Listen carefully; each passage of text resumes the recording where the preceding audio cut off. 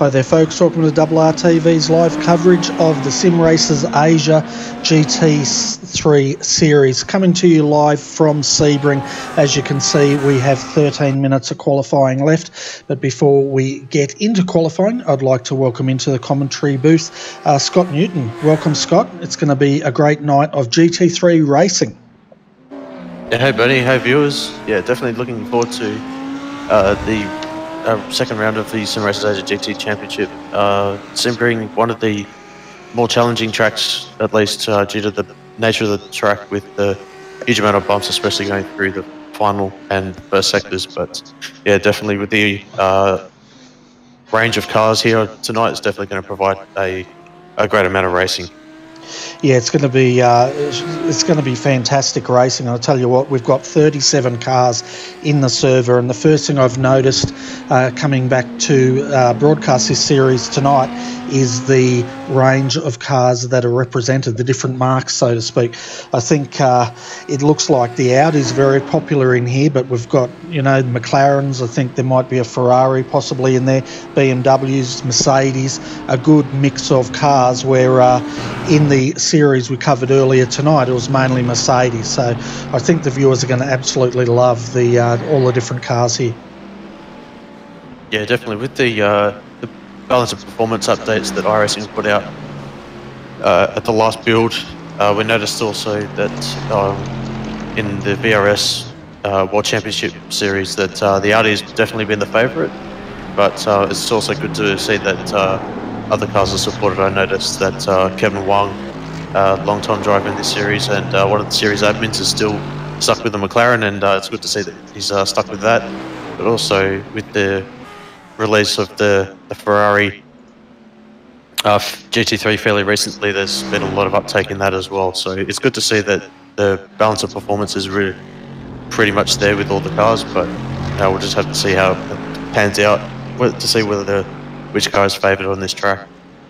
Yeah, definitely, and it's going to be an interesting one, that's for sure. We were here last week, I think it was, and the guys there found it interesting, especially coming into the final turn there off Ullman Straight, very bumpy there, and they felt that was more of a problem than turn one. But turn one's very deceptive. If you take that a bit too wide, just off the apex, you'll find you'll drift straight out onto the grass, and once you're out there, there's not a lot of coming back. But have you had much driving around Sebring, Scott? Yeah, back when I was doing this series, I had a fair bit of experience in GT3s, but mainly of late it's been in Formula type cars, and yeah, Formula cars are definitely not suited to this type of track, just due to the nature of the bumps, and just the smallest bump can put you in the wall or definitely off track. So but yeah, the GT3 is much more suited to this track, and yeah, definitely looking forward to tonight's race. Yeah, it's going to be awesome. But before we get into that, folks, let's go through the top 5 in qualifying at the moment, and then we're going to have a look at the Drivers' Championships. So let's have a look at the qualifying standings. So at the moment, Kevin Huang is on provisional pole with a 158.488. Jazreen Jali is second. Third, James McKee.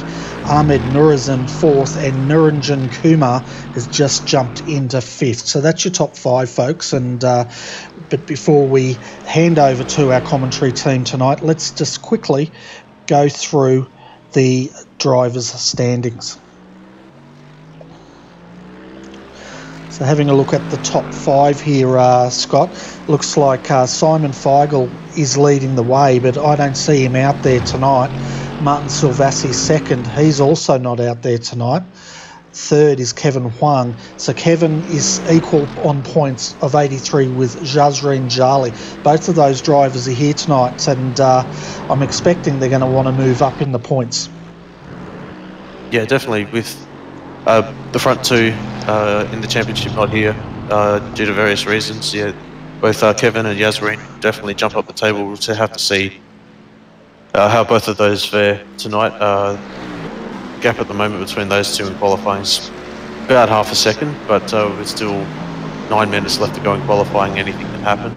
But yeah, rounding out the top 5 also the Trick Sim Sports is Anthony Winkman, but unfortunately I don't see him here tonight on 80 points as well. Yeah, I think we're missing a lot of the Australian-New Zealand club members, mainly because the Formula One's on. I know a lot of people are down in Melbourne this weekend watching that, and as well, you're saying off air that the Blancpain's on tonight as well, so some of the iRacing teams have commitments there as well. Yeah, definitely. Just looking at the team championship at the moment, you've got YLab Ace currently leading the championship on 211 points. Delta Sim Sport close behind them on 206 for second place. MSRT on 196 points. MSRD is on 168 points, and running up the top 5 is Trick Sim Sports on 166 points. So relatively close between the top 5, separated by about 45 points, but anything can happen. Still got, was it 10 races to go? Yeah, that's right. It's only round 2 here, so we only missed the first round, but it's great to have it back on. But folks, I'm going to hand you over now to our commentary team. You've already met Scott Newton. He will be joined in the comm box by Wei Han Chung. So I'll hand it over to you boys. Have a great call, and I'll speak to you in the post-race interviews. No, cheers for that, Bernie. Welcome, Wei Han, to the qualifying for the second round of the Sim Racers Asia GT Championship. Taking a look on the grid tonight, what are your thoughts heading into tonight's race? Hey Scott, yeah, great to be back again for the first of our coverage of this new Sim Racers Asia series. And yeah, but we've come to Sebring tonight. We've got, I think, like you guys said earlier, we have 37 drivers on the field tonight. I think it's quite a big field. And it's going to bring about some interesting competition tonight, from what I think, based on what I'm able to see from here. Yeah, definitely. Looking at the top 10 at the moment, I've seen that Kevin Wong's been knocked off the provisional pole, and we've got Brad Watson currently in the provisional pole on a 157.6. And then second place at the moment provisionally is Jason Bent's full 7/10 back, so quite a big gap for first to second, but there's definitely room for improvement with 6 minutes left.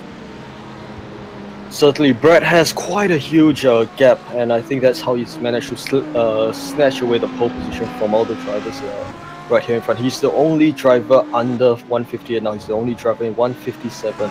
Although in 158 we have second to sixth currently in that order.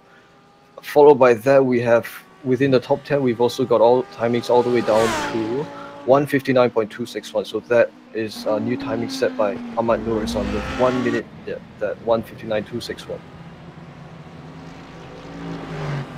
Yeah, noticeable drivers in the series that I've come to know after competing in this series. Leonardo Lopez de Oliveira, currently sitting in 11th on a 159.41. Possibly a little bit off the pace, but we know from previous seasons that he's very, very quick, and we'll have to see what he is capable of. I think driving for Macau Sim Racing team, so he's in the Mercedes AMG GT3, just heading through turn 1 and into turn 2. Guys, I'm so sorry, my iRacing sim has just crashed and I have to restart the sim again. I'm so sorry. That's not a problem. It's all right. Good. I'll jump in with you, Scott, while Wei Han does the reboot. Yeah, not a problem. Just looking to see if there's anyone that's just started a lap. We've got Yasmin Yoli just coming up to start the lap in the BMW, heading through turn number 1. Going to go for an onboard lap. Notice that he's taken quite a shallow line through turn number 1, heading through turn number 2, looking for the second set of cones, keeping it quite tight. For turn 3, you want to try and stay out wide to get the radius for the turn number 4. Heading through the short little chute there, the big bend there, heading up to the hairpin for turn number 6. Looking for the 4 cones there, that's where the braking marker is. Heavy braking, quite tight hairpin there. You want to take a little bit of that grass at the exit there. You want to try and stay to the right for turn 8, or sorry, turn 7 through 8. heading up to Cunningham, looking for the 3 cones for the braking zone. You want to try and keep it tight so that it opens up turn 10 and 11 through this little right-hander here. You want to brake where the 3 cones are, try and get it to the apex with this camber part of the track. Through this little short chute here, double apex left-hander. You want to try and keep it to the left to minimise the distance. Look for the 3 cones, braking heavily onto the curb. You want to take a little bit of left-hand curb there through Le Mans. You want to run wide all the way out to the curb on the exit there through the Ormond Straight. You got a little bit of a time to breathe and set up for Sunset Bend. You want to look for the 3 cones for the turn in and brake just at the wall there for the braking point. You want to try and keep it tight. Watch for the bumps through here, especially trying to get on the power as well so you don't loop it. But this lap from Yezrin Yali was a 58.8. He does improve, I think, so that puts him into P number 5 currently. Yeah, and one thing you can see there, folks, is how busy they are on that wheel. And as you said, Scott, there's not much time to breathe. They use the Elmond Straight to gather their thoughts a little bit, but the rest of the track's fairly intensive as far as driver concentration goes, that's for sure. Yeah, definitely. I've just seen that also Brad Watson's just put in another fast time as well. He's improved his pole time to a 1 minute 57.59. I've seen that he's gone quickest in sector 6 and 7, so fastest through those 2 sectors against all of the drivers, so he's definitely on it. We've still got just under a minute and 3/4 left in the session. Yeah, and we've got the other Audi, that's Yongchan Kim in second at the moment. That's beautifully presented Audi, and he's also on it. He's looking at the times though, Brad's the only one in the 157s. The best Yongchan's done is 158.281, so probably around about 0.6 of a second slower in qualifying so far. Yeah, it seems as though that Brad's managed to get the setup dialed in perfectly for him, but not to say that any other drivers have. But yeah, Brad's just managed to hook it up to the maximum, and full credit to him. We'll just have to see whether any of the other drivers are able to get close to it or able to knock him off the provisional pole. I see that who else is on a fairly decent lap at the moment. Looks as though that. So having a look at Jason Bentz at the moment, he's on a flyer as we speak. The first of the Mercedes drivers, folks, and sponsored by Kaspersky antivirus software. And he's just coming on to the Ullman Straight now. The time 1:32 as he's coming up the back. The best time Jason's done, a 1:58.317. So if he has a good run here, he may snatch second off Yongchan Kim. Right, onto the last corner he comes. This very tricky double apex last corner, sorry. As he comes over here, approaching the start finish line. What lap time does he have for us? 1:58.250, and that moves him out to second, and now he sits in second behind pole sitter Brad Watson. Yeah, great lap there from Bentz. Other drivers on a lap at the moment, we've got Simon Juarez Sanchez at the moment. He's coming up the Ormond Straight at the moment. Last lap time of a 1 minute 59.908. As he's coming through Sunset Bend now.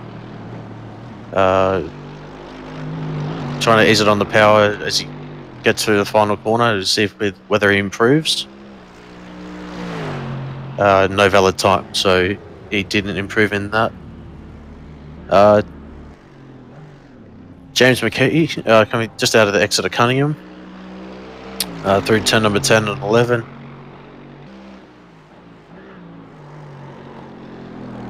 Runs a little bit wide enough. He's just aborted the lap. Alex Pohl for Delta Sim Sports, yeah, just coming up through Sunset Bend now. as well. His provisional best is a 1 minute 59.3. He's had a good personal best, sector 4 and 5, so he's on an improvement. We'll see whether he manages to do so. Very, very slightly improves to a 59.276, so a good time for him. Sets pin number 14 at the moment. So do we still have any more cars on track at this time? Yeah, we have two. Late at the moment. Personal best. I think Indra Ferianto about to complete his lap, but he punted it right at the last corner. Daniel Lead. Onto the start-finish line, he approaches now. He has a lap time currently of 1:59.783. Now crosses the line 1:59.714, moves him up a position, and he now sits in 15th.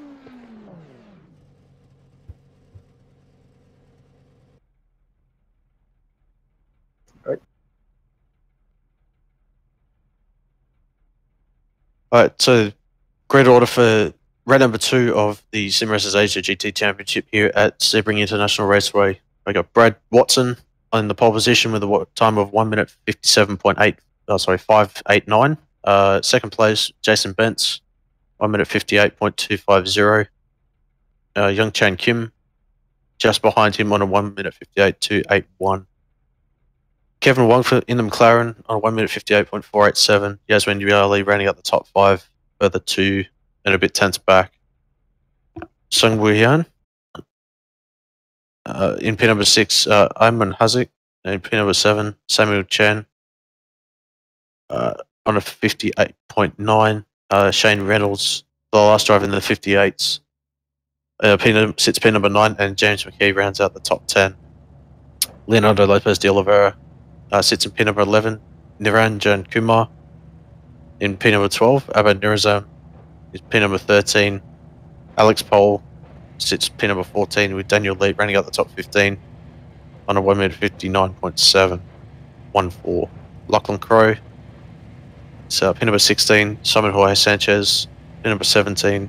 Federico Duarte Texeria is pin number 18. Brian Borg is pin number 19, and Leno Cuxey rounds out the top 20. Behind Lena, we have Nathan Tregarthen in 21, Abhirafti Putra, he's in P22, Matt Shinowski, Ryan Lam in 23 and 24, Brian Renfors and Azril Nasli in 25th and 26th, Indra Ferianto and Andri Ambada in 27th and 28th, Philippe Toy and Mark Dredge in 29th and 30th, Adam Wooltree and Stanley Lee, these two, they are your last of the drivers who have set a qualifying time. They sit in 31st and 32nd. So we've also got drivers who have not set a qualifying time. So they are Ken Wong in 33rd. Sorry, I jumbled it up again. Ken Wong in 33rd, Johnson Young in 34th, Brian Chung in 35th, Troy Allen in 36th, Carlos Fu in 37th, Kai Stogan in 38th, and Mohammad Zafri Zainuddin in 39th. So we have quite a big field ahead of us here, Scott, with 39 drivers and 45 minutes of GT3 racing. Yeah, it's definitely shaping up to be quite a fantastic race. Looking at the qualifying gaps, I'd say that the top 10 with second back through 10 will be very, very close. Brad Watson, stunning time from him, about 6 tenths clear of anyone else. But with 10th through to 21st all sitting in the 59s, there's going to be lots of battle packs throughout the race, and that's always great to see. There's going to be lots of close racing. One thing to note as well, that there's a 50% fuel ceiling in this series. That it's going to be a forced pit stop, so we'll have to see what sort of a fuel strategy that people play throughout the race as well. Certainly, and I think there is quite a bit of a bias towards the... Actually, it's quite an even spread between the Audi and Mercedes in front of the grid. And I think we have a slight mix of BMWs here and there, but I think most of the cars are Mercedes for this race. And well, yes, like you said, I think there will be quite a lot of metal packs to come up.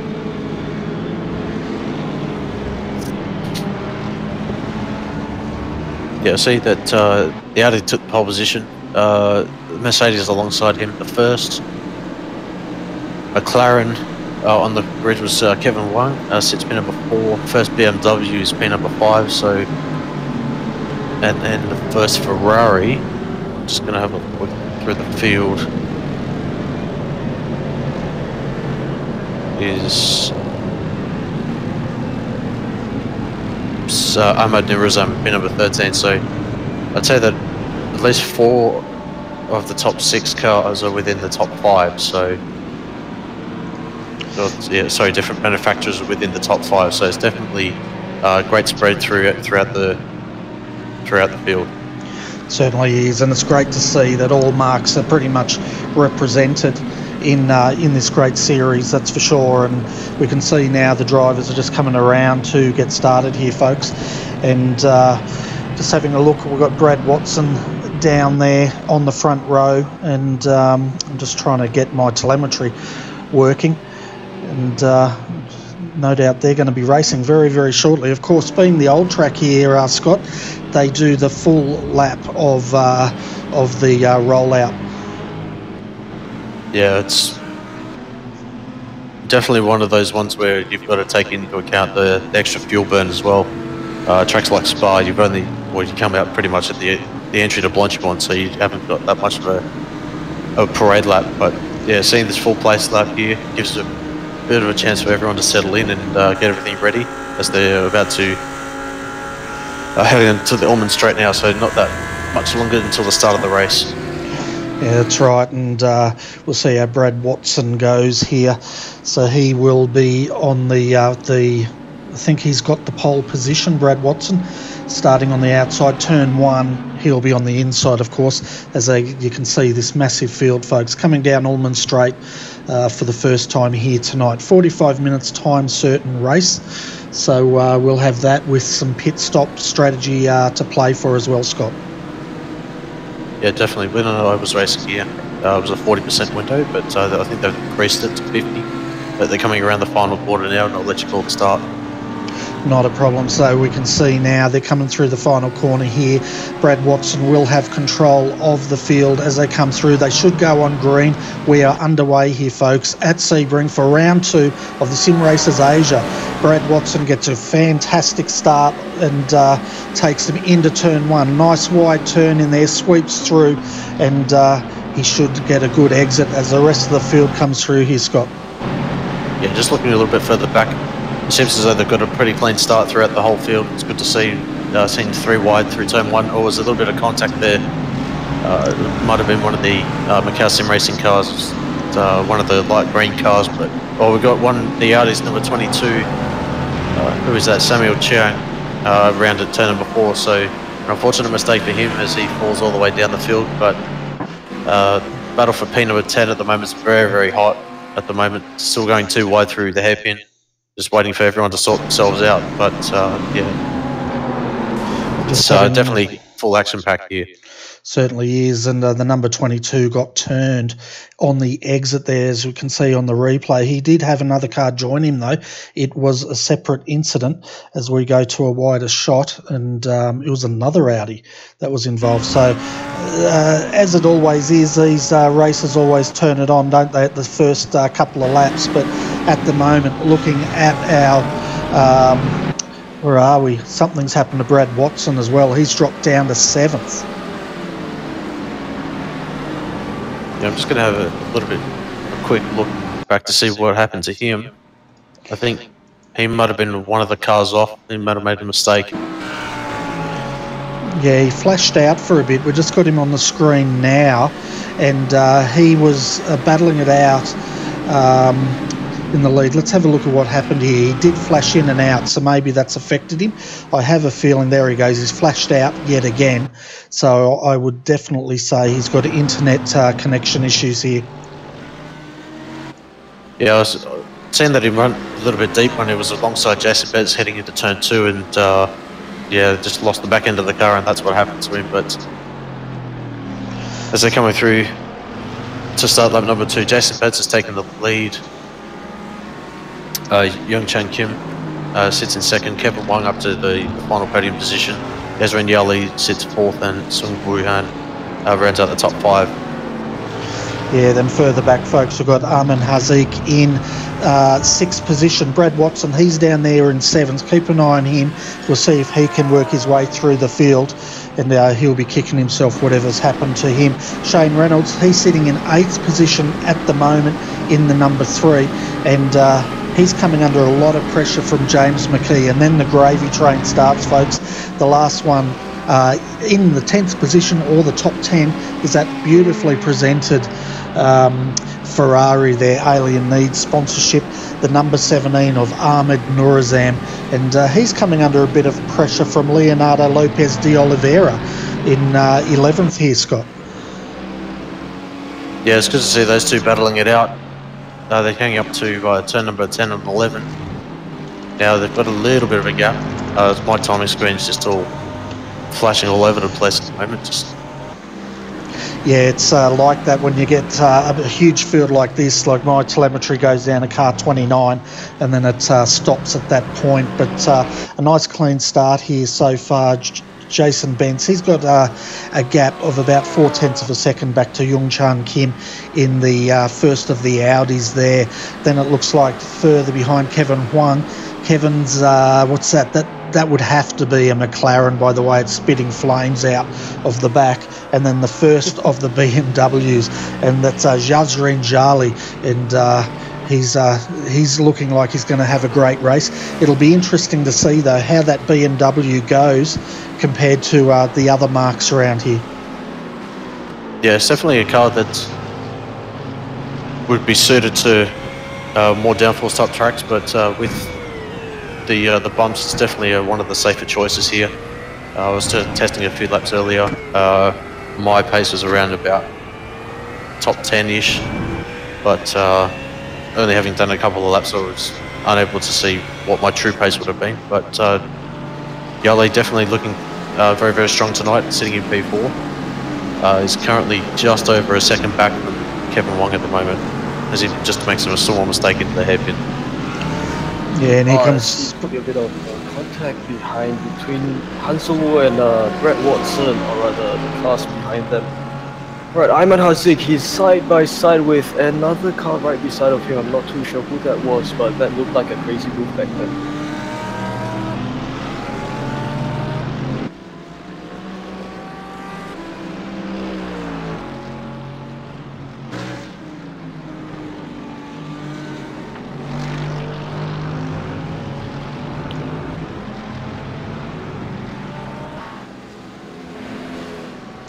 Just looking at the battle between Lachlan Crowe at the moment for 14th, 15th, and 16th. Yeah, Lachlan Crowe's Jorge Sanchez and Tregarthen are very, very close. Gap between those three drivers is 0.4 of a second. Just heading through Le Mans corner now. We'll see whether Lachlan is able to get a decent exit. I see that there's a car of Daniel Leet a little bit further up the road, so he'll be getting a little bit of draft, but obviously the Mercedes being a very, very top-end car, not as quick as the McLaren, but definitely up there in terms of speed, but not able to get up to the back of Lachlan Crowe and has to file back in for the end of lap number 3. Nathan Tregarthen all over the rear end of Simon Sanchez as he tries to make the move over the outside here as they go towards the first corner. Nope, doesn't quite make it. Simon Sanchez still holds on to his position as they go into turn 1. Right into turn 2 they go. Nathan Tregarthen also trying to get closer down onto Simon Sanchez while Lachlan Crowe and Daniel lead this four-way battle pack quite well here.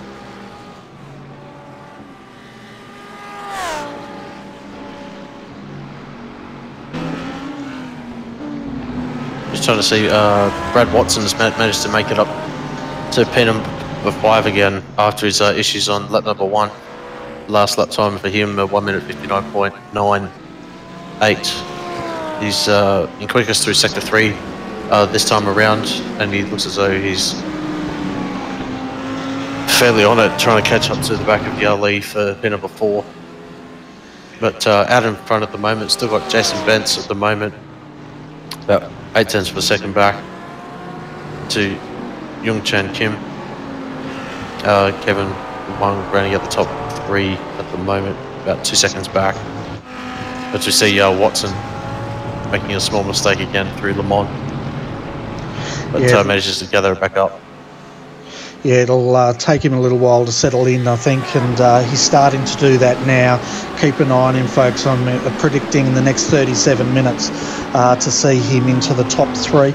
Not being biased, I'm just thinking it'll add some zing to the race, that's for sure, but he's probably had enough zing as it is. Looking further back, though, we can see the first of, who is that? That is Ahmed Nurazam. No, it's not. Shane Reynolds coming under pressure here from Leonardo Lopez de Oliveira. I tell you what, Shane Reynolds' car, Weehan, looks like a shark has come and taken a big bite out of that front bonnet. Oh, that looks like quite a huge impact, although I think that's the least of his worries now, as he has Leonardo Oliveira right behind him, getting all the pressure up to him. As they now go down to this part of the track, Leonardo tries to tries to get a good slipstream behind Shane Reynolds as they approach this right-hander hairpin. Yeah, so you can see there as Shane Reynolds braked and how close Leonardo closed up. And surely, well, I'll ask you, Scott, that the front of his car, how much do you think that's going to be affecting the performance of that vehicle? If there's any front splitter damage, yeah, there'll definitely be at least a 4 or 5 tenths of a second lap delta or time delta from his personal bests. So it'll definitely be affecting him, but with the free quick repair that everyone gets throughout this race, we'll just have to wait and see whether he'll try and make an undercut to make it to the end and try and build the time back up. Yeah, well, I don't know if you can see that on your screen there, Scott. It looks like, on mine anyway, the little iRacing pixies have gone out and repaired the front of his car. I might get you guys to confirm if that's the case, because his car's looking very straight again all of a sudden. Yes, I think the pixies have done their magic somehow with telepathy or something to repair the front. His car looks all clean now, but I'm not sure if the damage is still there. Might have been some net code or something. Yeah. Sorry, mate. Go. I'll jump out. No, that's all right. I was just looking a little bit further back. We got battle for 22nd, 23rd, 24th. Renfre's, Nasli, Utri, and Kai Sloggett as well, as they're coming up to start lap number 7. Yeah, this is a good one, isn't it? We've got Adam Utri there. Brian Renfors on the outside, and is that Adam Utri on the inside? He just tucks back in again. And who's that behind him? Mark Dredge. So a good battle pack going on here. Further back, we've got Sean Bryan and Philip Choi battling it out as well. So a lot of action deep in the field here. Looks really interesting here. Mark Dredge is right behind, but Arjun Nasli now trying to make a pass on Brian Renfrew as they come towards this right-hand hairpin. Oh, who was that? Brian Renfrew? He just spun. Contact. Yeah, he's been shown the short back and sides there. We're going to have a look at that replay. I'll tell you what, they don't take prisoners here in the SRA, but I have a feeling here. Have a look at Brian. He's flashing in and out, and as we go to the super slow-mo, you can see he's appeared inside of that Ferrari, and that's what's caused that to go around. Now, because he's still flashing in and out, he comes back on the circuit, but the 99 may not have even seen him, and he's run pretty much straight through him and put him on the roof. So I think that's a classic case of showing the effects of what netcode or flashing in and out of a server can do to one's race. Absolutely a quite devastating race for himself there, having been a victim of a netcode. Yeah, so we're experiencing some gremlins out here tonight, folks, in the com box, and at the moment it's Weehan and myself. We'll call the race, and it's Scott's turn to have a look at rebooting his computer. But at the moment, having a look at the top 10, we've got Jason Bentz. He's leading Yongchan Kim by 1.6 seconds. Then Kevin Huang, he's the last one there. But look at Brad Watson just having a go now on the inside of Yazarin Yali, and Kevin is now, Brad Watson is up to 4th. The next person he's going to want to attack is Kevin Huang, but Kevin is a good 2.7 seconds up the road, and to boot, he's got those blowtorches on the back of the McLaren ready to toast any marshmallows that Brad Watson throws at him, Weehan. My goodness, I think I can see those 2 big flames from so far away. My God. No idea what are they? What flamethrowers behind them to try to ward off the cars behind him?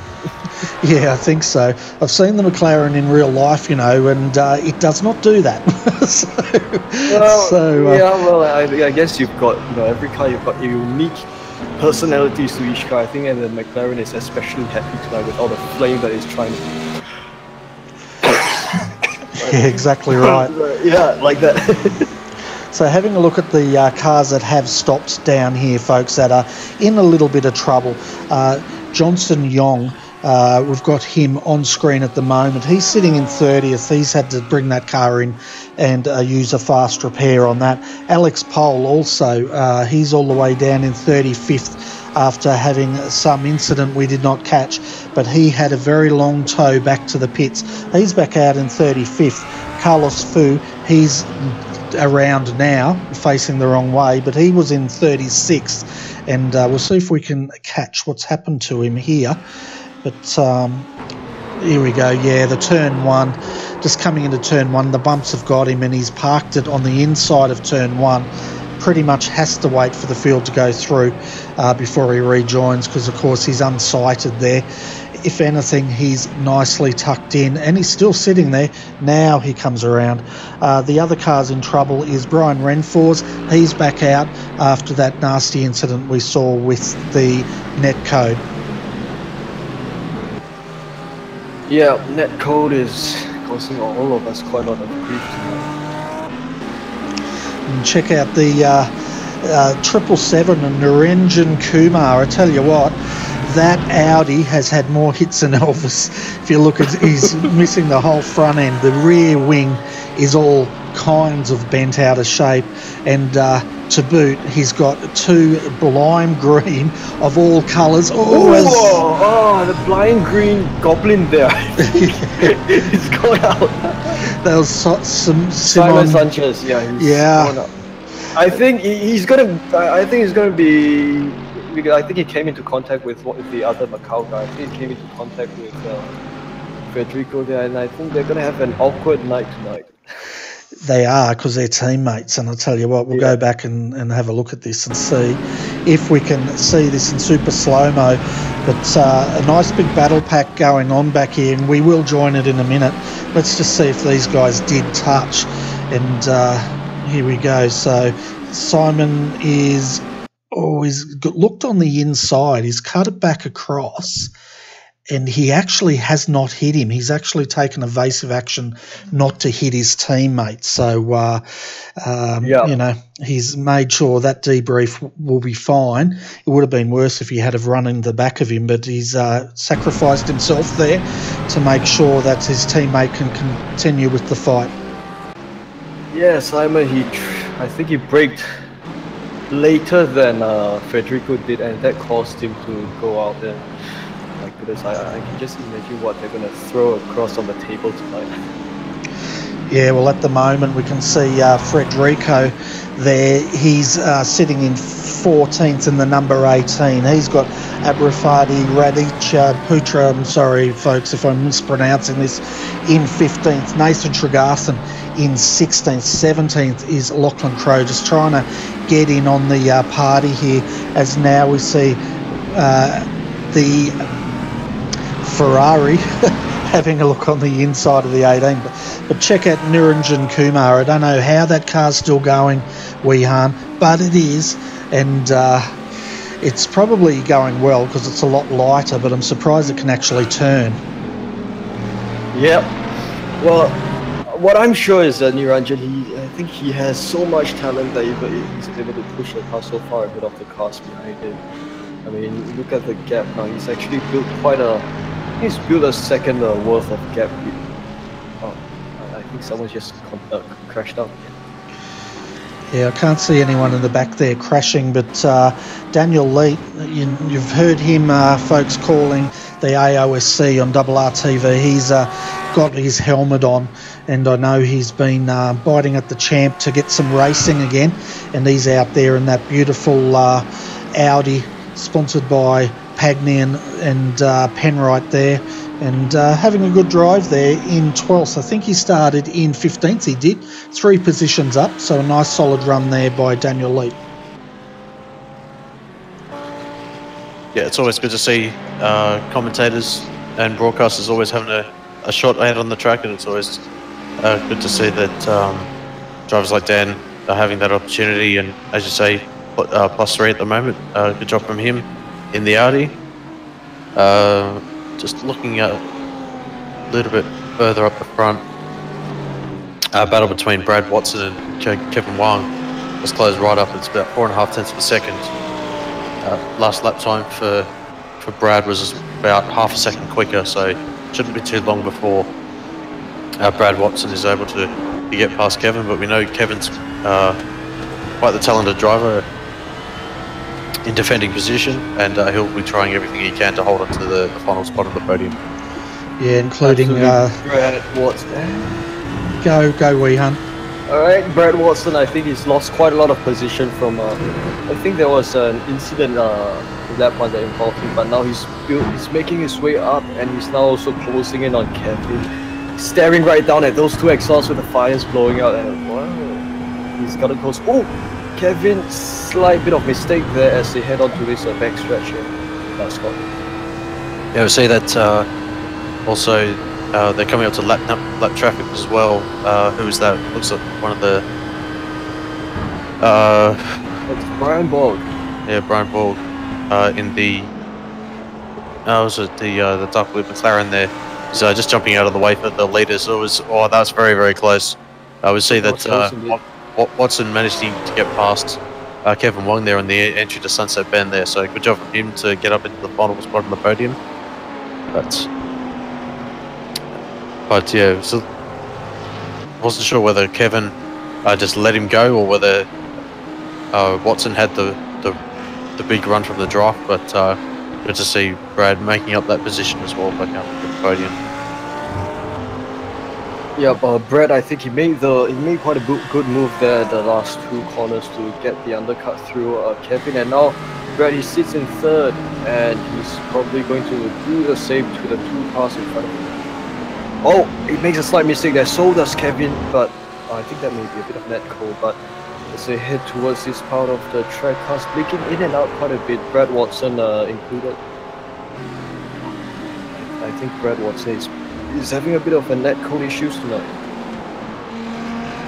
I've just noticed that pit strategy has started to take effect. Naranjan Kumar, Federico Texeria, and Matt Shinosky have all dived into the pit lane as well. They're on their way out of the pit lane now. 46-second pit lane time for those drivers. Looks as though that Matt has an extended stop, whether he's had a crash out on track and had to tow, but yeah, he's had quite an extensive pit lane time as well. So unfortunately he's falling back quite a lot as well. Yeah, but it does look like he's got quite a lot of damage on his front end there. I think he's retired his car. Has he? Oh no, I think it's a net code again. His car has disappeared. Okay, well for me he's completely disappeared, so we'll have to come back to that, unfortunately. But looking further up the front, Nurizam very, very close to James McKee as they're heading up on start lap number 12. Lap time delta between those 2 drivers last time around. McKee was just under 0.2 of a second quicker the last time around. So he's managing to maintain that gap. And it did a similar lap time to Hazak within half a tenth. So that train of 3 cars is very, very close. So I see that Leonardo Lopez de Oliveira as well, falling back a little bit on that previous lap, but he's sitting in the final spot in the top 10.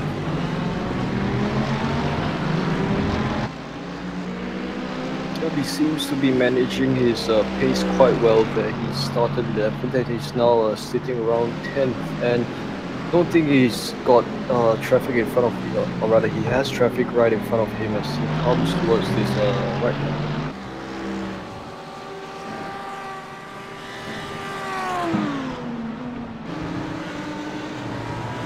It's battle for 17, 18, 19 and possibly be number sorry, yeah, it's 16, 17, 18 between Jarej, Brian, Chung, Yutri and Wong there. The front 3 of those pack are all within, I'd say, 0.8 of a second, as that Wong made a deep brake maneuver, but just went a little bit deep, and that opened up the gap again. Having said that though, Brian Chung in the Mercedes trying to chase down Dredge. Last time he was slightly quicker. This current sector at the moment, he's only about 300s quicker, so fairly similar times as well, as they have just clocked over 30 minutes of race time. So for heading into the final third of this race, I see that Lachlan Crowe ahead of them has dived into the pit lane. We'll have to see whether any of these drivers come down to pit lane. And was that Kevin Wong? That's Ken Wong. He's taken into the pits. So we'll see how he fares through this. Oh, it's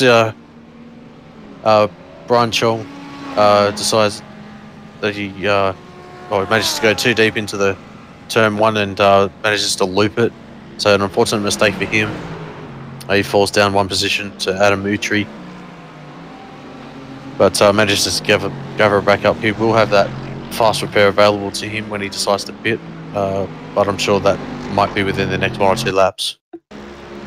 Oh yeah, it does look like he's got quite a bad impact there, and he's now sitting. Sorry, what position is Brian sitting in again? He's in P number 17. Right, P17.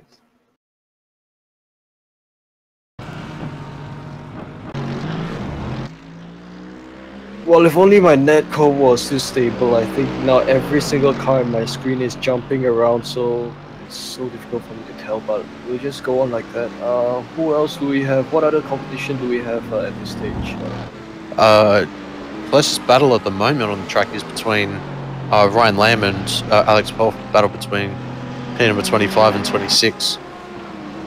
Gap between them at the moment is 0.4 of a second. It looks as though that Ryan Lamb has had a pit stop. Looking at his last lap time of a 2 minute 32.8, plays a 2 minute 2 minute 0.2 for Alex Paul. So as Alex goes very deep under brakes, he's closing in about a 10th in that little braking zone there, as they head up through 10, 11 and now up to turn number 12. He's just having to fall in line at the moment. But yeah, the gap relatively is staying stable at the moment. We'll have to see whether that Audi, the favoured colour for this season's BOP, is just getting very, very close. The gap now is only 0.3 of a second as they head through Le Mans and onto the Almond Straight. He's very, very close. Yeah, he's getting a bit of a run. Also, he's trying to get into the head of Ryan there. You can see him flashing the lights there, folks, and that's just a bit of psychology. Normally it doesn't work, but it makes you feel like you're doing something, trying to round him up. But I tell you what, that Audi, it handles Sunset Boulevard beautifully, doesn't it, as they come through once more. 17 minutes of racing to go, folks, but your top 5 are at the moment Jason Bentz. He's got a 1.8 second gap over Yongshan Kim. These guys are yet to stop. Have a look at Brad Watson, though. He was the pole sitter up until he had that issue. He's all over the back of Yongshan Kim now as Yongshan Kim takes to the pits. That's Kevin Huang also in the pits. Jazarine Jali in the BMW follows. So this is looking like it's starting to affect the drivers now. They're all starting to react and taking those pit stops. Now, Scott, the question is, 45 minutes, you would not throw tyres on these, would you? No, definitely not. With the way that the pit stops work in this Sim Racers Asia series, that fuel is taken first and then the tyres are separate. So if one was to take tyres, there'd be an extra 30-second hold in the pit lane. But it looks as though that Bentz has managed to stay out in front of Kim, and Wang as well as managed to stay in at net third, fourth at least. I tell you what, that was close, wasn't it?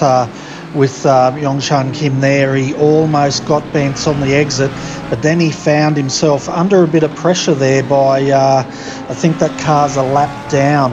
Just trying to get a number there behind them. But yeah, that car was a lap down, but I tell you what, it did catch Yongshan Kim out a little bit, but it also freed up Jason Bentz. Abhirafti Putra actually sitting in pin number 6, but he hasn't taken to the pit lane yet, so it's a good showing from Putra at the moment, but having to take to the pit lane as well. He'll roughly come out at the moment with what I'm seeing in terms of pit time. He'll come out roughly in pin number 17 or 18, so with Putra having to make a stop, he's out of the picture, unfortunately, for the running of the top 10, but it's still a strong showing from him. Yeah, it certainly is. Now we can see Brad Watson coming around. Is he going to take to the pits this time by? He is. His target, folks, he wants to get in and out of this in around about 14 to 15 seconds. To give you an idea, Yongshan Kim did a 13-second stop, but Jason Bentz 14.9. So he's going to want to get into that range here to hang on to that. Now, where's Jason Bentz? He's coming up Ullman Straight now. He's got Yongshan Kim right behind him, and we'll keep an eye on Brad Watson to see if he can actually retain this lead or not. Yeah, just seen that Bentz is coming out of the final corner now, and Watson coming out of the pit lane now. It'll be very, very close to see whether Bentz manages to get through, but as they go through turn number 1, they're going to go side by side. Oh, that was close. That was close. They're almost side by side there, although Brad Watson is slightly in front of Jason Bentz. Jason, oh, well, that's a bit of an exchange here, but that was a really, really well-timed pit arrangement there by Brad Watson. And oh, I think he's gone out a bit, and now he's dropped to third. Yeah, he made a small mistake on the exit of turn 4. Curb, which is quite high, and when you get the power there, or get on the power there, it's definitely a life or death situation with how much power you put down, and Watson managed to save it beautifully, but yeah, unfortunately loses the second position to Kim. But yeah, going side by side through turn 1 for Bentz and Watson, I did see a small touch heading into turn 2, which kind of upset the Audi of Watson. So, but the front two, only a quarter of a second difference between them. It's definitely getting feisty up there for the overall lead at the moment. Absolutely, and Jason Bentz now leads the race again ahead of Yongshan Kim as they come towards this interesting looking section here. Yeah, that was just 3 little mile there. Alright, I'm going to let you guys do it, so I'll back out again. Yeah, thank you so much, Bernie. I think my systems should be stable at this point. Jason Bentz and opposite driver, Youngchan Kim. As they approach the last corner here, I think Jason is just pulling this away so well that he's going to hold on to first. Yeah, at the moment, I've seen that he was about a tenth quicker in sector number 5, so last time around for those two drivers, the lap time delta was about 3 tenths. Ben's on a 58.2, but plays a 58.5 for Kim. Oh, sorry, yeah. Sorry, that was their personal bests of the race. It was actually, Ben's was actually 4 tenths slower, so Kim actually closed up 4 tenths. Obviously, Watson had the outlap last time. It was a 2 minute 28.9. So gap between the front three is about 1.6 seconds. Seeing that Kim has set a personal best second sector, so he's definitely on it. Trying to close up to the back of Bent's. But looking further back at the moment, Nirazam battle for pin number 10 and 11. Flashing his lights up and trying to get the attention of James McKee. Sorry, it was Daniel Leet that was flashing the lights, but yeah, Nirazam getting a great exit out of turn 4. And Daniel had to go defensive into the hairpin. He manages to get into the middle of the track to defend the line and manages to hold on to the pin number 10. As McKee makes a mistake into the hairpin and lets those two through. Oh, sorry, that was a lap Ferrari, so apologies for that. A lap Ferrari that's a lap down. And yeah, I think Daniel Lee still holds on to the position. He's managed to defend his position against Ahmad Nurazam here as they come towards this section. I think these two, they are having quite a good fight heading down like that. Yeah, definitely. It's good to see that the BOP between those, the Ferrari and the Audi is quite similar, as demonstrated between those two drivers. But yeah, the battle certainly hottening up for the final spot in the top 10. That battle is actually the closest on track. We've got also Ryan Lamb and Mark Dredge. 6 tenths between each other, battle for pin number 19 and 20. Both Mercedes drivers there, very, very close. Yep, Ryan Lam and Mark Dredge, both same cars, both Mercedes, as you said, and I think they're holding the pace quite well over here. I don't think Ryan is making. I don't think Ryan has made huge gains to get all the way up to Mark, but now they come onto this backstretch here. Let's see what Ryan is able to do. Is he able to get a slipstream from Mark Dredge as they go down this backstretch? I think it's still a bit too far away, Scott. Yeah, the gap at the moment is still 6 tenths of a second. He would definitely be in the draft, but with that 6 tenth gap, it wouldn't be as strong as what it would be if it was 4 tenths back. So definitely looking to see if he can close up, which he has in Sunset Bend by about half a tenth, as they're coming across to start lap number 18 for those two drivers. Got about 3.5 minutes left in the race at the moment, so Lamb will definitely want to try and push to get into pin number 19, but runs a little bit wide on the exit of turn number 1 there, so that gap opens up a little bit more, up to about 1 second. And Mark Dredge has made a mistake, and Ryan Lam, he moves up to 19th, so yeah. So much for Mark being able to hold the position there. And Mark makes his recovery here behind Ryan. So, taking a look up the front now, we're coming up to start lap number 19. Ben still holds the lead from Youngchan Kim, about half second back from him. Brad Watson, a further 8 tenths back. Sits in pin number 3. Kevin Wang, about 4 seconds back from Watson, sits pin number 4, and Yasmin Yali rounds out the top 5, about further 3 seconds back from Wang. So front 3 within about 1.3 seconds. The battle is definitely starting to hold up with them. About 2.5 minutes to go, but these drivers are definitely pushing to try and gap or close up. See that Benz is kind of taking the defensive line, but moves back over to take the normal racing line. It was Watson makes a huge dive. All the way inside the hairpin, and he moves up to second ahead of Youngchan Kim. Great one there, Scott.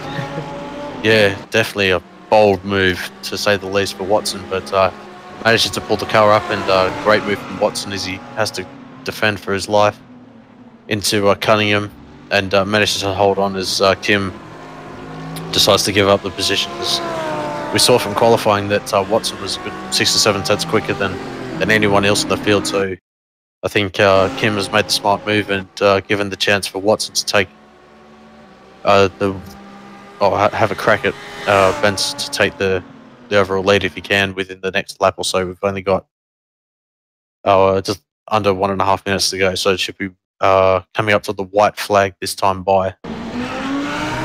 Absolutely, a possible contact averted there by Young Chun, who's being able to leave a bit more space for Brad to make the move there. And Young Chun, he settles for third with Kevin Huang fairways behind on the other end of the backstretch. Just reached Ali as well. He's also gotten onto the backstretch, and we've now got the top five within 10 seconds of one another.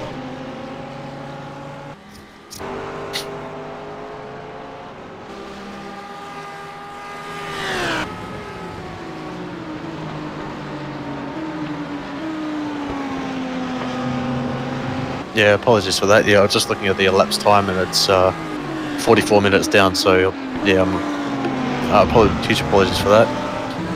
It's just with the counts the pace lap as well. So with that being, what was it, 4 minutes or something like that at safety car speed. So yeah, unfortunately, wasn't factored in on the call there. But it looks as though that Watson has managed to close up a good half a second on the last lap, even after that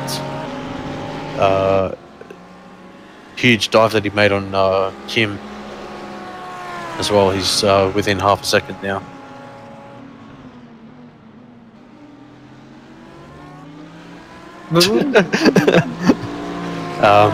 Right. Yes, 5 minutes more to go to the end of the race now. Close to 5 minutes, I think 5.5 minutes.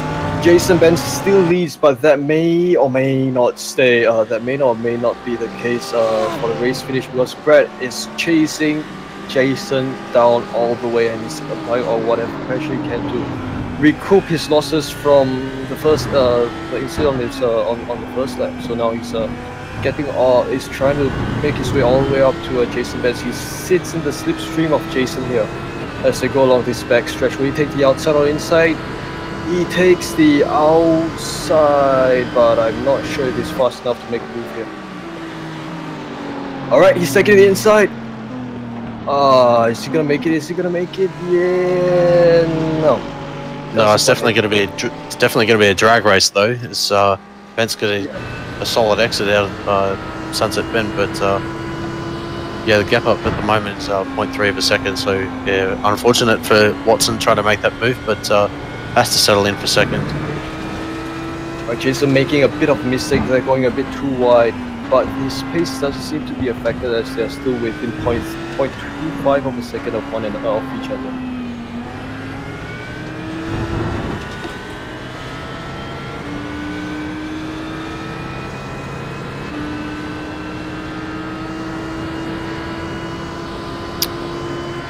Guys, Watson's definitely making a move now. He dives up the inside. He goes to cover the line, but Benz has managed to get up on the inside again, the over-under. That was interesting. Yeah, definitely. It's going to be a huge drag race. Benz is going to be able to... Oh, it's a huge contact. Oh, it takes... Oh, now the first and second, they're out of the race. Jason out, Brad out. Now that leaves Yongchan Kim to the race lead. Wow, that's... What was that? Yeah, it's definitely changed a huge the course of the race with that contact there. Yeah, Benz has decided to retire the car, unfortunate for him. So Kim and Wang have been benefactors from that, up into first and second place. Watson holds P number 3, yeah, but Yali's closed up within 0.8 of a second. So we'll see whether the damage that, if any, that Watson has, see whether Yali's able to close back up. My goodness, must have been devastating for both of them. I think Jason's in the pits, but Brad is still out there driving.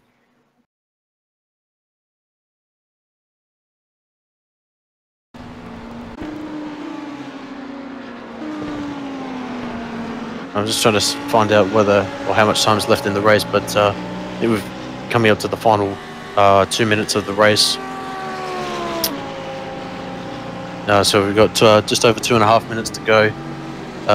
Battle between Daniel Leet and Simon Jorge Sanchez at the moment, half a second. At the moment as they're coming through Le Mans now. Daniel's either had a mistake or somewhere, or Simon's managed to get the run on him, but Daniel's looking for a way up the inside, but has to fall back into Sunset Bend in number 12 at the moment, as he's got a decent exit actually. He's up the inside, the outside as they cross the line now. Gap at the moment's less than 1/10 of a second. They're going to go too wide through turn number 1. Dan's looking for the over-under, but Sanchez is looking to defend the line, but defending very, very well up into turn number 2. Leet running a little bit wide there. Leet going a bit over the curb there, a bit too much over the curb, and I think Simon has been able to hold his line well to maintain his position.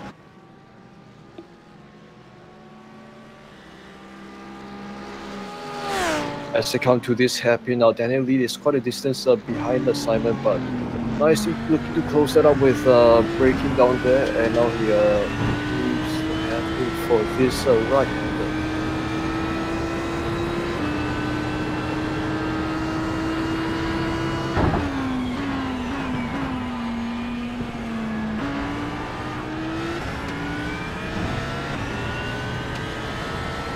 Just saying that also that battle between the last 2 spots in the top 10, P number 9 and 10, Jagarthan and Putra.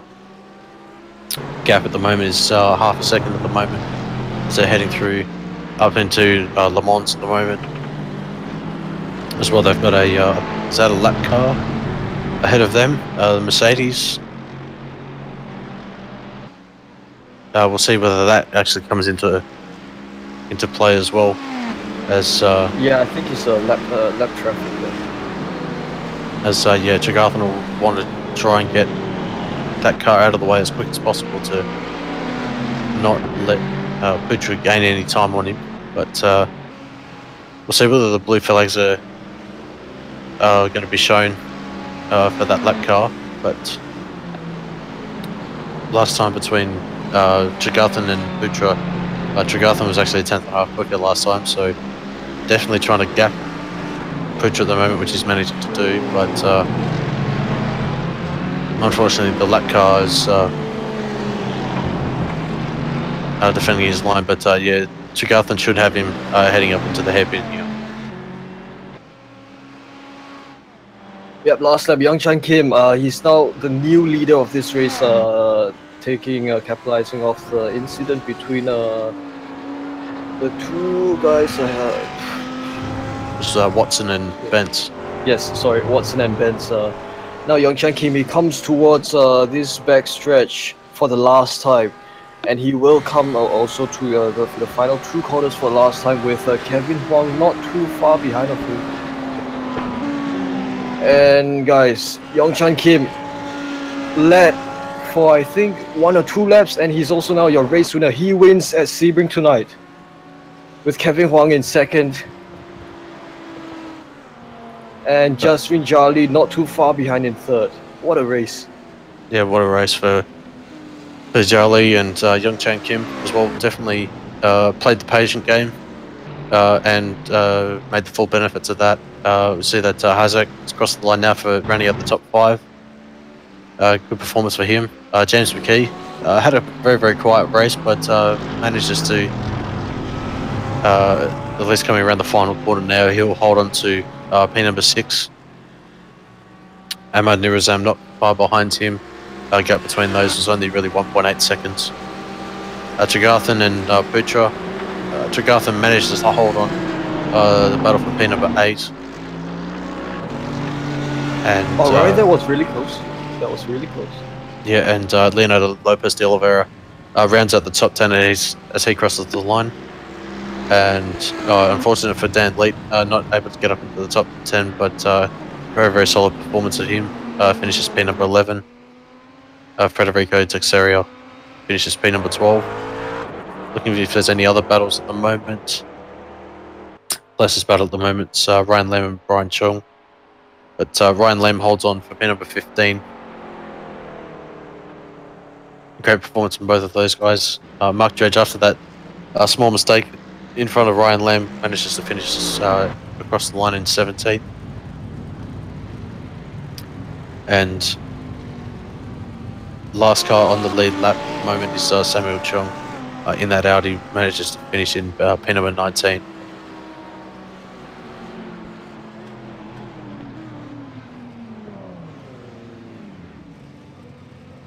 But yeah, what a race, Wei-Han. Definitely exciting race, despite all the connection issues as well. A huge field. We had was it 38 cars on registered for the server, so it was definitely action packed between all of the drivers there. A few little controversies, I would think, heading into the post-race show whether there'll be any stewards inquiries, but you will have to see whether that will eventuate heading into the next round. Certainly, I think tonight was quite a crazy, eventful race because we've had quite a huge pack here, and I think incidents like that would have been sort of inevitable. And I think the real, how would you call it? You know, the incident between Jason Benz as well as Brad there, I think that really changed the whole direction of the race, ceding the race win to Yongchan there right at the end, and I think that was quite an interesting moment for all of us. Yeah, definitely. We'll have to see what the stewards think of that. There was a slight bit of obviously contact there, but it was just enough to obviously turn both of those cars. Create huge damage for Bent at least, having to retire straight away after that accident. But we did see that on the timing that Brad, I think, completed at least another half a lap as well, whether he dived into the pit lane to retire the car. But yeah, both of those drivers finishing in, Brad finishing in 25th and Jason Benson 27th respectively. So that now that round number 2 is concluded, would you take us through the final race results? Sure, final race results. So we have the race winner, Mr. Yongchan Kim there, took the race win at the last lap from the incident, as well as Kevin Huang from 4th. He's gone up to, he started 4th and he's now gone up to 2nd place here. Jaswin Jali and Han Song Woo there in 3rd and 4th. Ayman Hazik and James McKee, they finished the race in 5th and 6th, as well as Ahmad Nurizam and Nathan Tregarthen, they finished in 7th and 8th. Abhirafti Putra in 9th and Leonardo Oliveira in 10th. Daniel Lead finishes in 11th and Federico Teixeira in 12th. Lachlan Crowe finishes his race in 13th, as well as with Simon George Sanchez in 14th behind them, as well as Ryan Lam in 15th, Brian Chung in 16th, Mark Dredge in 17th, Alex Pohl 18th, Samuel Chiang in 19th, as well as Brad Watson in 20th.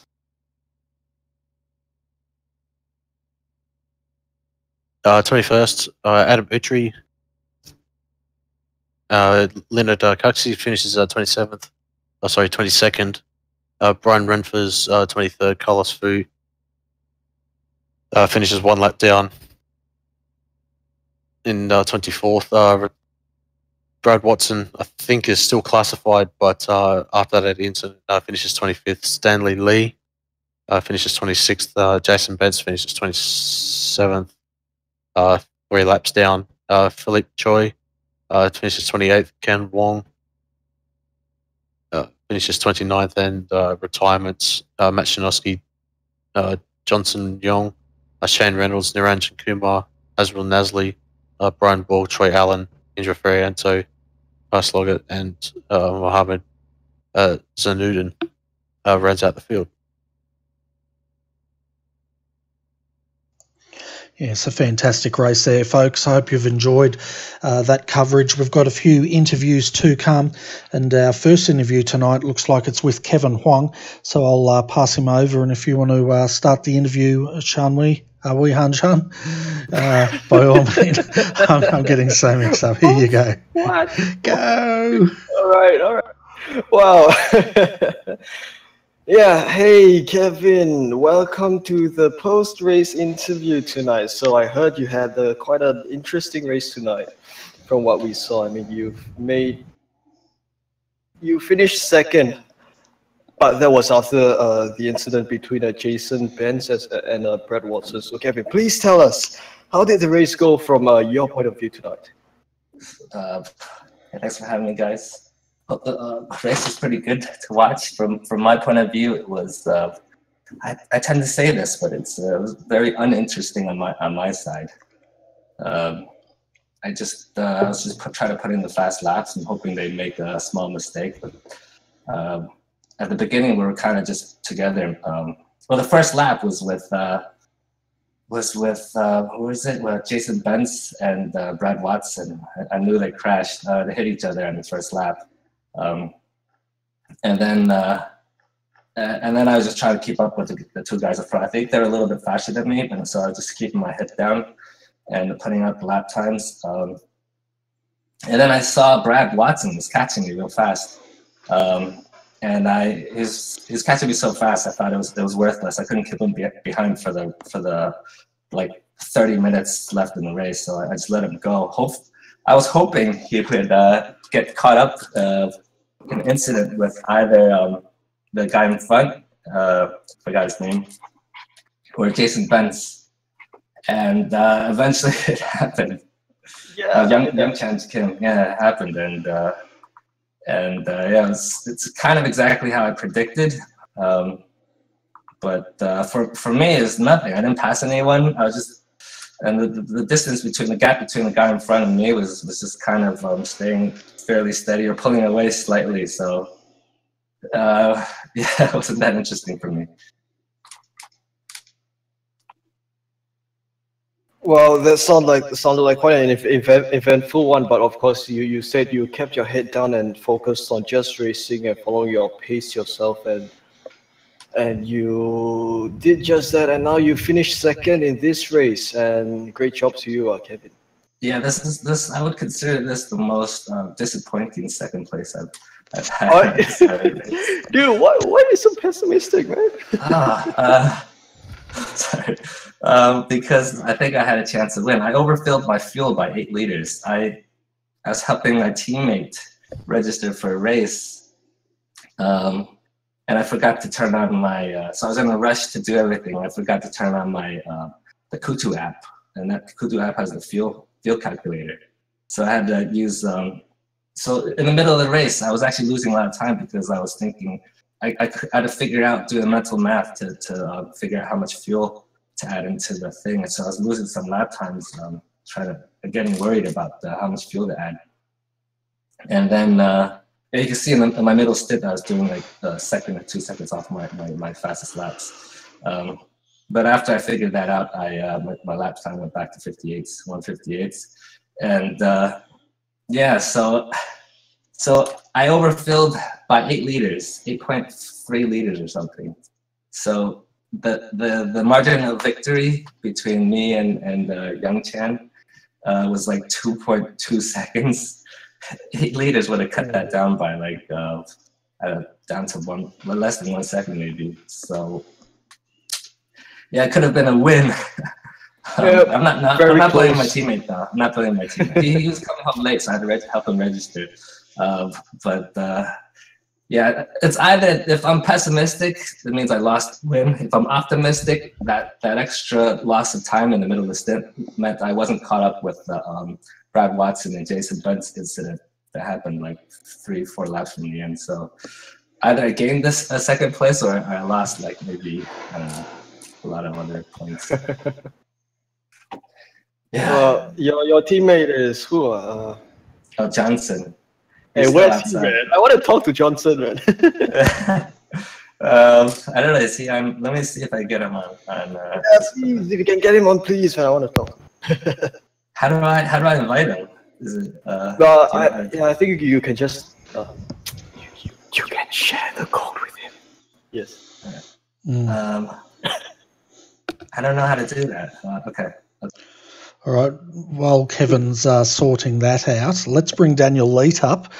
Daniel finished in 11th, I think, guys. Yeah, it was definitely a solid performance of Daniel in tonight's race in the Audi. Yeah, it was good to see him finish, unfortunately, just outside the top 10, but yeah, from the amount of competition that was out there tonight, it was definitely a solid result for him. Yeah, we've got Daniel in the combox now. Welcome, Daniel. We were watching you out there having a run. It looked like you were having an awesome race there towards the end, just not quick enough to get him. But I tell you what, you were turning the heat up a bit. Yeah, g'day, boys. Yeah, it was a lot of fun out there. Nice to be on the other side of the box every now and then. Had a great little battle with Ahmed Nurizan there at the end and, you know, threw it away, unfortunately. But, no, it was a lot of fun. Yeah, it looked like you were having a lot of fun. You had that Audi hooked up and pressing forward, so we were keeping an eye on you through the race. So, yeah, it's good to see you out there on the other side having a run, and I know you're looking forward to this. So, what's it like out there in Sebring with 37 GT3 cars in an Audi? Can you explain it in one word? Hectic. Hectic. I was expecting awesome. Well, look, it was probably more so the start. You know, sitting mid-pack probably didn't really help, and managed to sort of get one around the outside. I think it might have been Simon Sanchez. I got one around the outside of him, and we had a bit of a battle at the start there. But yeah, really chaotic with that many cars getting around there. Yeah, it certainly was, and you probably didn't see the big incident. We'll give you no spoilers. You can watch back the broadcast. You might have heard it over the radio, but yeah, big incident later in the race, which I'm not going to tell you about. You can go and watch it. Yeah, I figured something had happened because I saw a few guys come out of pits towards the back end, so I'm not sure whether it was a fuel issue or, as you say, some sort of incident, but yeah, it looked a bit interesting. Yeah, it was definitely interesting, that's for sure. But before we let you go, Daniel, do you want to give a shout out to all your sponsors that put that Audi on the grid tonight? Yeah, we better try and remember them all. So we got Penrider on board with us at the moment, so thank you to them. Pagnum Imports, again, also with us. Next Level Racing, and I think that's about it. Oh, maybe me as well, because I did deliveries, so that's about it. Fantastic. Well, the livery looks pretty good, and I was wondering how you got to fit Penrite on the Audi, because it's not the easiest car to paint, is it? No, not the easiest. That's about an hour and a half's work to try and get that to line up, and a pain in the bum as well. It certainly is, because I remember painting one of those Audis, and that's why we give them to professionals like you to paint, so then we don't have to deal with it. I wouldn't say I'm professional at it, mate. Just do it for a bit of fun. But yeah, I think Audi and probably the McLaren are probably the two worst to get right, let alone trying to have a crack at, say, the F1. That's a nightmare in itself. But no, it's good, bit of fun. Yeah, fantastic. All right, mate, we're going to let you go because it's getting very late over here. 12:30 a.m. Australian Eastern Daylight Savings Time. I've got no clue if we go off daylight savings tonight. Something tells me we do, but something tells me we don't. Yeah, no worries, mate. Thank you, and thanks again, Weehan and Scotty, for jumping in and doing the call tonight as well. Fantastic. Well, thanks, Daniel. Catch you later. So, folks, that was Daniel Leet coming home in 11th position. So he sounded pretty chuffed with himself there, Scott. Yeah, definitely. Putting that out here, unfortunately, as you mentioned, had a bit of a mistake in the final part of the race there, but solid result for him. We'll just have to wait and see what he'll be able to put forward next week as we head to, I think it's Donington next week. Yeah, that's right. Next week's Donington Grand Prix circuit we're running. So normally we see when we visit there they do the national circuit, but it's good to see the Grand Prix circuit will be having a bit of a go. I think that'll definitely be interesting to see how the GT3s take the last part through those two hairpins. Yeah, definitely. It's you've got to watch out for that off track there through the chicane there, heading up into the Melbourne hairpin. So with the tight nature of Donington as well, you've got to watch out for the grassy exits, especially through the old hairpin and up through McLean's as well. So definitely be an interesting race heading into next week. Yeah, it certainly will. And it's Easter next week here in Australia, folks, but the action will continue on RRTV. On Friday night, we have the PCCA Porsche Carrera Cup. Then Saturday night, we'll have the double headers of the Oceanic Racing Leagues.com GT3 series kicking off at around about 7:10 p.m. Australian Eastern Daylight Savings Time. And then, of course, we'll be back with Scott Newton for the Sim Races Asia, because, Weehan, you're about to literally catch a plane, aren't you? Yeah, I'm going to, right after I end this broadcast, I'm just going to run to the airport to catch my flight. Yeah, that's right. And you're all heading off for the next 4 weeks and having a nice holiday, so that will be fantastic. Hopefully you'll come back fully refreshed and ready to jump back into the combox and call the rest of the SRA action. Absolutely, really looking forward to that. But now I'm going away, and hopefully I get to meet some more iRacers from the region.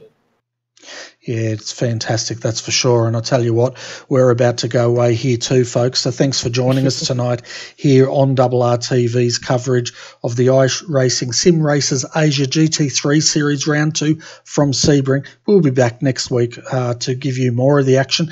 If you still want more action coming your way on Monday night, Alex McKellar and the team will be bringing you the Monday Night Lights on RRTV, kicking off at 9:15 p.m.